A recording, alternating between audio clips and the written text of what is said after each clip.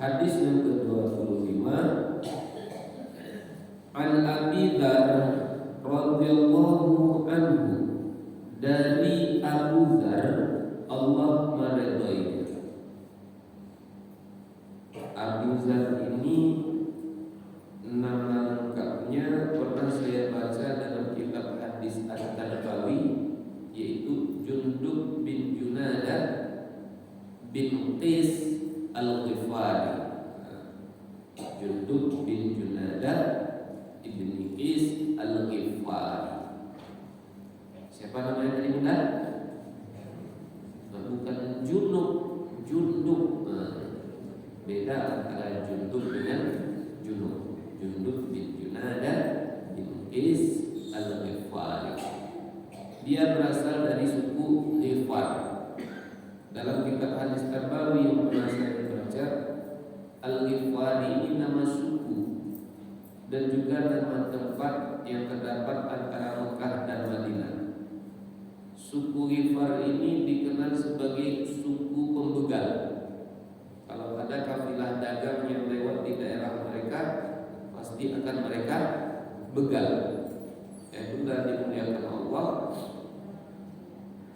Dan salah satu pimpinan begalnya itu dia Abu Dzar Al-Ghifari.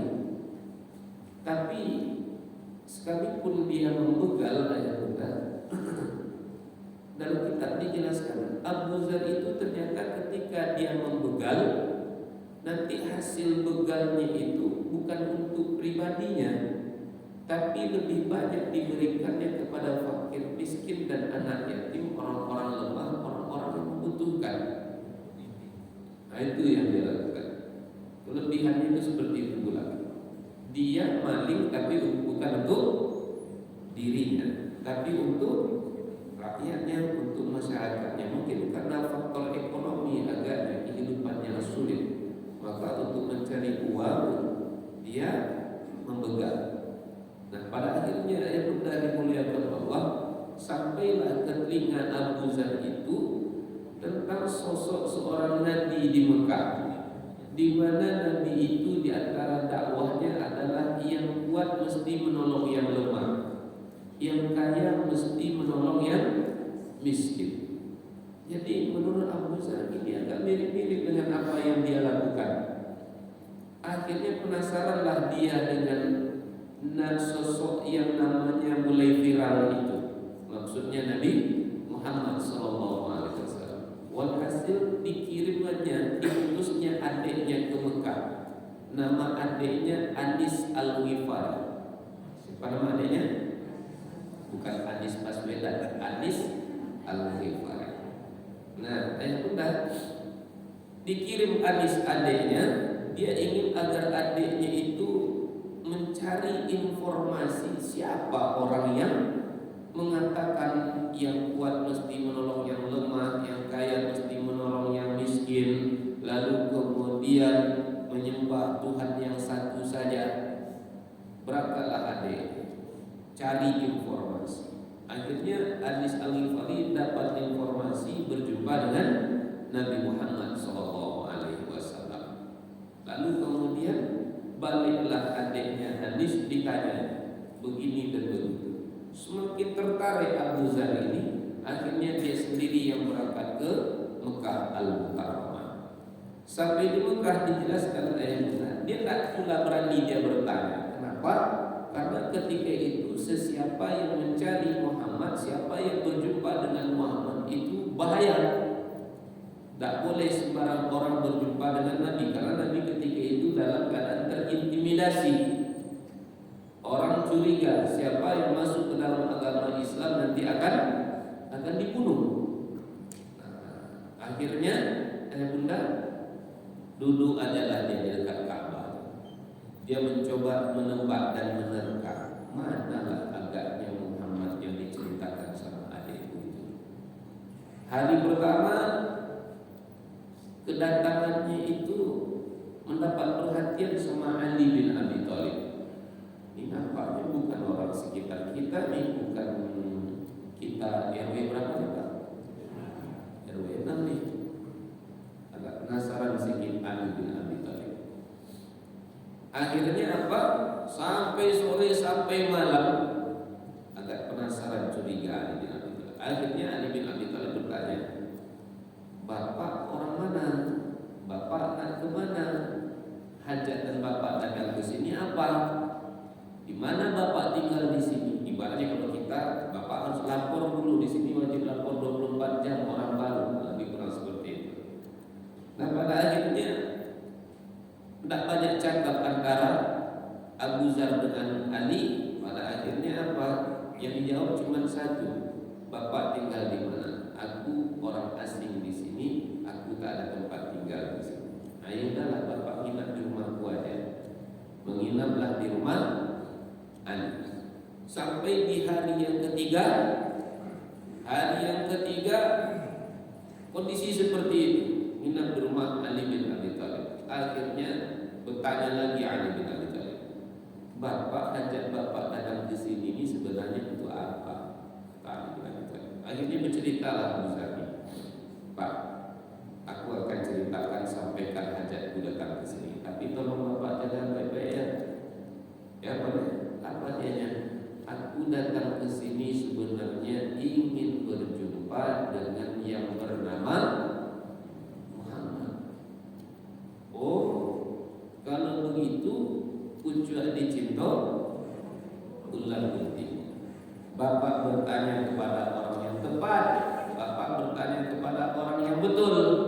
Ayolah ikut sama saya, kata Ali bin Abi Thalib. Singkatnya sampai berjumpa dengan Nabi Muhammad sallallahu alaihi wasallam. Berjumpa dengan Nabi Muhammad, diskusi panjang, akhirnya keraguannya hilang, mantaplah dia untuk masuk ke dalam agama Islam.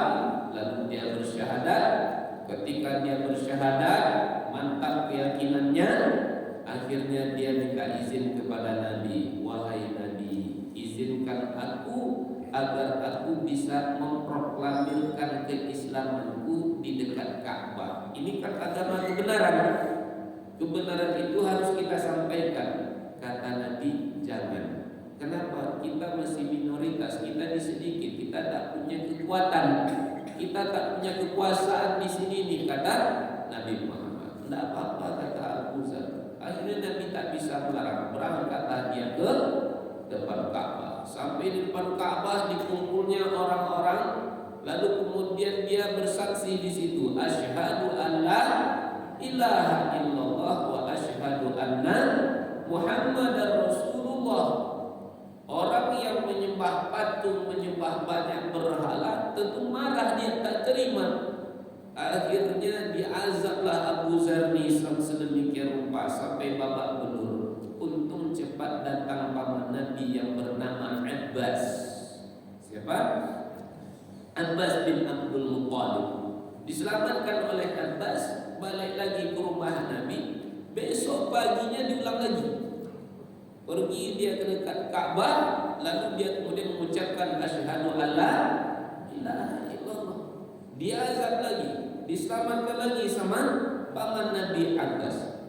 Di hari yang ketiga diulanginya lagi. Ternyata orang kalau sudah mantap imannya itu, ayat bunda, runtuh pun langit tak goyah dia. Runtuh pun langit tak goyah dia. Nah, pada akhirnya ayah bunda dimuliakan Allah, tak takut dia, sedikit pun tak gentar dia sudah siap untuk mati. Maka ayah bunda dimuliakan Allah, akhirnya Nabi ingatkan dia, Abu Zar, kita ini tak punya kekuatan di sini. Ini kalau setiap hari kau buat macam ini, orang semakin banyak tahu dengan engkau, nyawamu terancam dengan. Dan ini akan membuat orang-orang yang mau masuk ke dalam agama Islam pun takut nanti. Jadi sabarlah dulu, kata Nabi Muhammad sallallahu alaihi wasallam. Maka ayat bunda dimuliakan Allah, di situ kita tahu bahwasannya Islam ini bisa berjaya. Yang saya pahami minimal ada 3 unsurnya. Mana dianya? 1, kekuasaan, 2, kekayaan, Yang ketiga keilmuan, 3 kali. Kekuasaan, kekayaan, keilmuan. Ilmu itu ada pada Nabi. Kekuasaan itu pada diwakilkan oleh Abu Thalib. Kekayaan itu diwakilkan oleh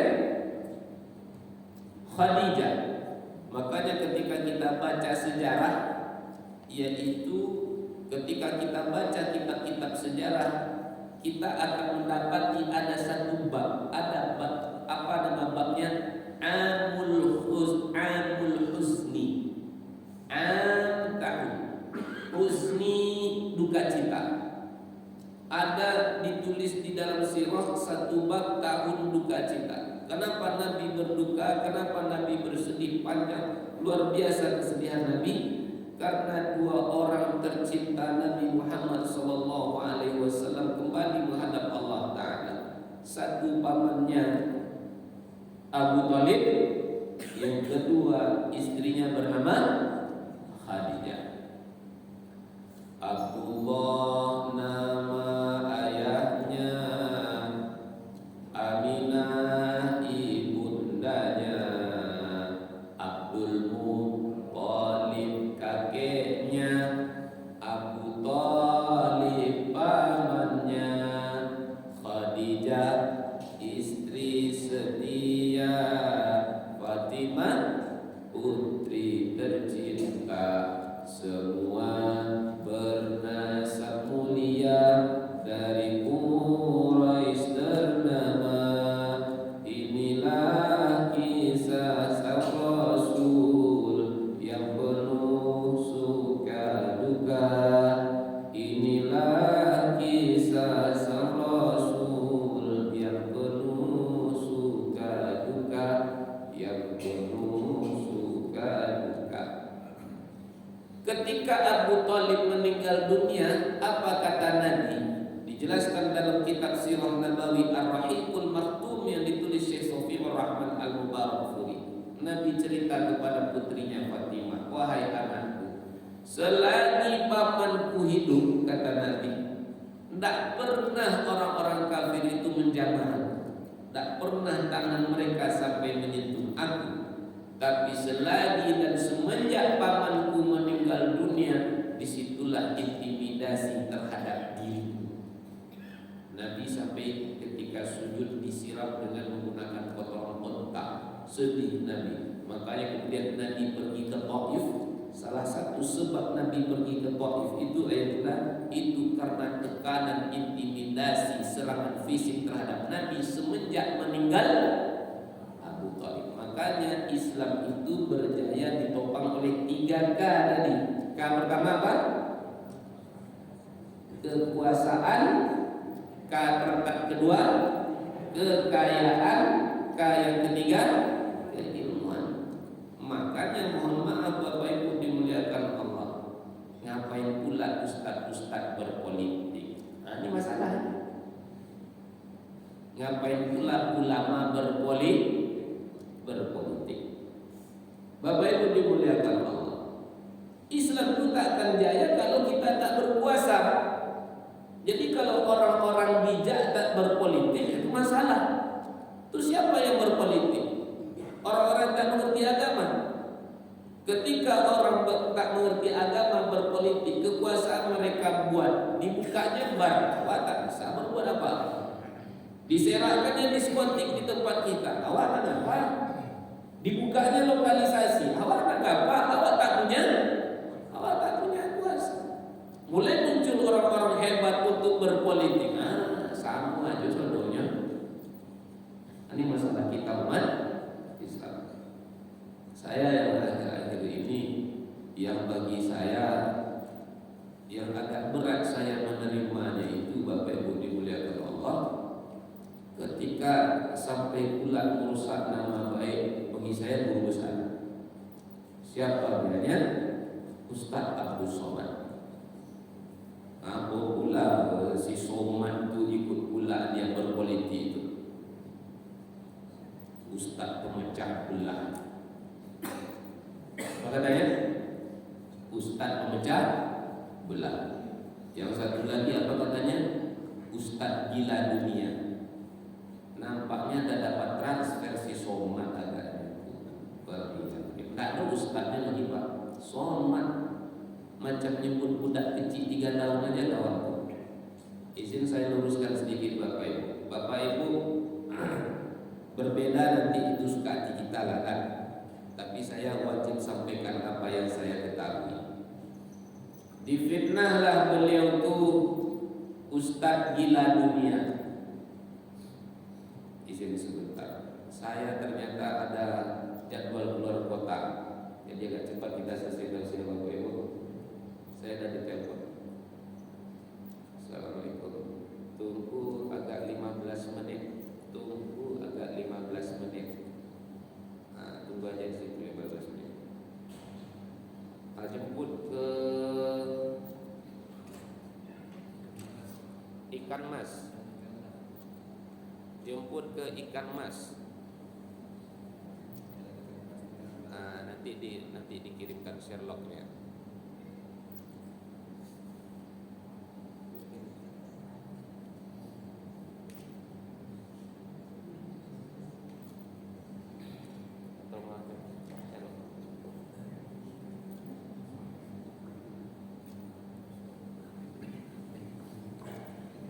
Dikatakan apa tadi? Ustadz gila dunia. Satu lagi pemecah belah. Kalau Ustadz Somad Ustadz gila dunia, Bapak Ibu dimuliakan Allah, saya mulai kenal lebih kurang 2015. Sampai hari ini kita masih di satu yayasan. Berapa banyak jamaah yang ngasih UAS duit? Berapa banyak orang yang ngasih UAS mobil? Berapa banyak orang yang ngasih UAS motor? Diterimanya tak sama UAS? Pengurus-pengurus An-Nur yang lama tuh tahu itu. Berapa orang yang ngasih UAS mobil? Pada akhirnya Bapak Ibu, ada yang diterima, ada yang tak diterima. Yang agak viral di media sosial, UAS dikasih mobil mewah di Kalimantan. Merek mobilnya itu Jaguar. Apa mereknya? Bukan Jaguar, Jaguar. Berapalah agaknya mobil Jaguar itu harganya? Singkat cerita, mobil ini diterima UAS, terus dibawanya ke Rimbo Panjang, diparkirkannya di parkiran rumahnya. Hendak ya. Kalaulah beliau gila dunia, tentu dibawanya. Tapi itu tak berlaku bagi UAS. Mobil itu diapakan? Dilelang. Hasil lelangnya dikemanakan? Tetap balik di Kalimantan. Dilihat di Kalimantan dilelang. Duitnya sepenuhnya dipakai untuk pembangunan pondok pesantren di Kalimantan. Kalaulah beliau Ustadz gila dunia, Bapak Ibu, paling tidak seminggu ditaruhnya di rumahnya. Paling tidak tentu beliau akan berkata, minimal merasakan pernah punya mobil mewah. Tapi tak berlaku. Tak sekali, 2 kali, puluhan sudah orang ngasih UAS berupa mobil itu Pak. Dibalikkan UAS. Kalaupun diterima, pada akhirnya dijual lagi, dibalikkan lagi untuk kepentingan umat. Bunda dimuliakan Allah. Jadwal UAS ngisi tausiah di Pekanbaru ini yang rutinnya setiap bulan. Setiap Rabu subuh itu di musola sekeliling beliau tempat tinggal. Ada 4 titik kalau saya tak salah setiap Rabu subuh. Lalu ada program namanya 20 jam bersama UAS. 20 jam bersama UAS itu setiap Jumat pekan kedua. Mulai dari kajian duha Jumat, nanti khutbah Jumat, kajian asar, tabligh akbar, nanti kalau ada iktikaf jam 3 dini hari, iktikaf muhasabah, lanjut kajian subuh, tambah lagi nanti lanjut lagi duha, berhentinya nanti biasanya zuhur. Macam itu padanya jadwalnya. Mungkin kalau saya mati toga agaknya saya dengan jadwal seperti itu. Nah, sampai kadang-kadang jamaah itu yang kontak ataupun yang transfer sampai 90 juta. Saya pukul ratanya Bapak Ibu, kalau satu titik 30 juta, tadinya 8 tadi. 8 per 3 berapa? 240 juta. Kalau dia gila, dia itu dibawanya ke rumahnya, dibaginya sama anak istrinya, pergi dia jalan-jalan. Tapi duit 240 juta itu Bapak Ibu kemana perginya? Itu tegak 2 pesantren kita dibahas. Di mana lagi perginya? Punya kita sekolah di Bagan Benio. Di mana lagi sekolah kita? Di situ tidak ada pesantren kita. Di mana lagi? Dekat rumah UAS ada 2 pesantren besar, gratis. Berapa banyak anak-anak yang kita biayai mau sekolahnya mau kuliahnya? Terakhir saya catat itu ada lebih kurang 100 yang kita biayai sekolahnya sampai keluar negeri Bapak Ibu. Jadi kalau ada yang fitnah-fitnahnya banyak kita wakaf umat kenapa yang kemana intinya tanya saya pengurus seperak haram saya dapat duit di situ. Kalau ada yang fitnah-fitnah bangun framing opini ustaz-ustaz yang minta wakaf apalagi ustaz sama itu gila. Saya terpikir kalau Ustaz Somad itu gila dunia mungkin agak-agaknya takkan kurang 5 kali parkir di depan rumah beliau. Takkan kurang rasanya. Dengan jadwal beliau. Ini sekarang beliau kalau tak salah ini sedang di Brunei Pak. Kira-kira kalau di Brunei boleh tausiah minimal sekali setahun boleh ke Brunei. Telak sama orang Brunei ngasih dia 100 juta lah yang Pak. Hah? 100 juta takkan kemana? 200 juta takkan kemana? Brunei. Bapak Ibu.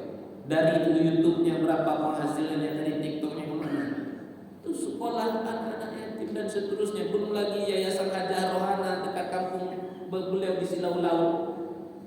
Jadi jangan pernah menjengkal puas dengan materi. Ini nampaknya si Somad dah dapat transfer agak la ilaha illallah wal iyazu billah. Terakhir yang kedua dikatakan Ustaz pemecah belah. Kita akan kandidat kita 3 hari ini kan. Nomor 1 Pak Wahid, Ustaz Somad di sini. Saya tengok baru tahun inilah Ustaz Somad itu benar-benar maksimal untuk mendukung satu paslon. Kenapa Bapak Ibu dimuliakan Allah? Nanti saya jelaskan dulu. Yang kedua ada siapa nih? Nomor 2 siapa sekarang Pak? Pak Nasir, ada ustadznya di sini. Yang ketiga siapa? Pak Samsuar, ada ustadz kita juga di situ. Ustadz Mawardi Muhammad Soleh. Di 3 ini ada ustadz semuanya. Yang menjadi pertanyaan kenapa kok hanya kepada Ustadz Abdul Somad dikatakan sebagai ustadz pemecah belah? Untuk yang 2-3 kenapa kok tidak? Ini masalahnya. Jangan-jangan karena dia tidak berpihak kepada Tuhan, lalu Tuhan fitnah dia sebagai ustadz pemecah belah. Ketika dia berpihak kepada Tuhan, diam-diam aja. Ini tak bijak kita. Kita ini bukan negeri kesultanan, kita ini bukan kerajaan. Kalau mau sistemnya yang kita ubah. Apa sistemnya? Wa amruhum syura bainahum. Sebagai orang Islam, setiap urusannya itu diselesaikan dengan cara apa? Musyawarah. Tapi bagi kita yang terjadi apa? Suara yang paling banyak adalah suara Tuhan. Belum lagi yang kena serangan fajar. Suara itu bisa dibeli. Makanya pemimpin itu yang berhak mengangkat pemimpin itu siapa? Duduklah orang-orang alim. Lalu orang-orang alim lah nanti menyeleksi. Oh ini cocok, ini tidak. Bukan semua kita. Makanya yang sering dijelaskan oleh guru kita. Dalam demokrasi tidak ada bedanya suara profesor, suara orang yang sekolah dengan orang yang tidak sekolah. Tidak ada bedanya suara orang yang berilmu dengan suara orang yang tidak berilmu. Sehingga kesimpulannya apa? Suara rakyat adalah suara Tuhan. Berarti kalau di rumus kita pakai Bapak Ibu dimuliakan Allah, yang paling banyak adalah yang paling benar. Berarti kalau kita hidup di zaman Fir'aun, berarti yang benar itu siapa? Fir'aun atau Nabi Musa? Tentu Fir'aun, jadinya yang banyak pengikut Fir'aun Fir'aun atau pengikut Nabi Musa? Pengikut Fir'aun. Di zaman Nabi Ibrahim yang banyak pengikutnya siapa? Namrud atau Nabi Ibrahim? Nabi Ibrahim kan? Siapa paling banyak? Lebih banyak pengikut Namrud. Saya hanya ingin meluruskan ini saja dulu Bapak Ibu. Apa? Hati-hati memfitnah ulama. Kalau tak tahu jangan sok tahu. Ini yang saya sayangkan nih, komentar sana komentar sini, kritik sana kritik sini. Emangnya kita tahu? Fas'alu ahla dzikri in kuntum la ta'lamun. Kalau kamu tak tahu, bertanyalah kepada orang yang tahu. Saya jelaskan ini Bapak Ibu dimuliakan Allah, karena saya tak mau nanti ayah muda pun ikut termakan hasad seperti itu. Yang di opini yang dibangun di media sosial. Hati-hati.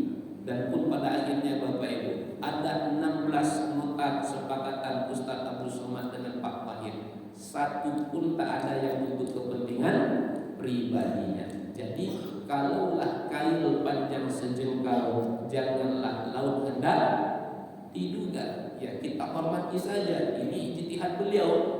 Bapak Ibu ingin bersama Ustaz Abdul Somad Rancabana, ingin bersama dengan yang Ustaz nomor 2 pun bagus, ingin dengan Ustaz yang nomor 3 pun tak masalah. Yang penting kalau ingin kita cahaya, kita terang, jangan lampu orang yang kita padamkan. Iri jadinya. Apa bahaya iri? Iyyakum wal hasad, fa innal hasad yakulul hasanat kama yakulun narul haqaba. Hati-hati kamu dengan iri dengki. Kenapa? Iri dengki dapat menggerogoti segala kebaikan, sebagaimana api yang memakan kayu bakar. Kata simpang kemana-mana kaji kita pagi ini. Ini dari cerita Abu Dzar Al-Ghifari. Ini pula ya, dah habis waktu kita. Ayat bulan, insya Allah bulan depan baru kita bahas apa isi dari hadis yang terdapat dalam kitab Arba'in Nawawi, hadis yang ke-25. Ayat bulan, mohon maaf atas segala kesalahan khilafan. Terima kasih atas segala perhatian.